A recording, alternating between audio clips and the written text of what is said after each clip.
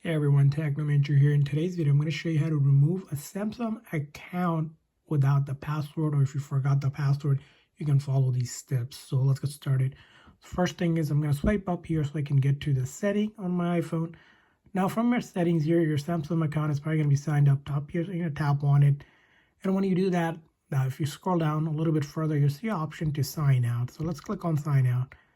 And then from here on, if you want to keep your profile, you'll just check mark that, but you don't have to. And then down here is a sign out option.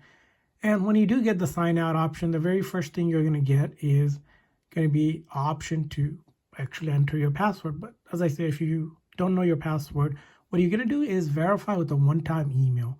And the reason why you do that, when you do that, you're going to get an email basically to your account, which you can go ahead and tap and then send email and then go to inbox. And when you do that, just wait for that email. And as you can see here, the one that will come, and all you can do is continue with it.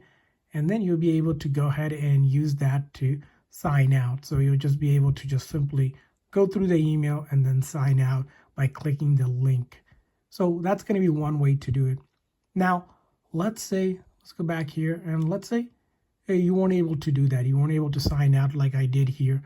What you're going to do is see in your Chrome browser, click on up top here or go to settings, and then look in the where you have Google Password Manager. See if your password was saved here. Sometimes if you used it and used Google, it might have been saved here, and you can grab that password from here and then go ahead and use that to sign out as well. So different ways to go ahead and remove the Samsung account on your phone. I hope this video was helpful, so please consider the like and subscribe button for more tips and tricks. We'll see you guys next time.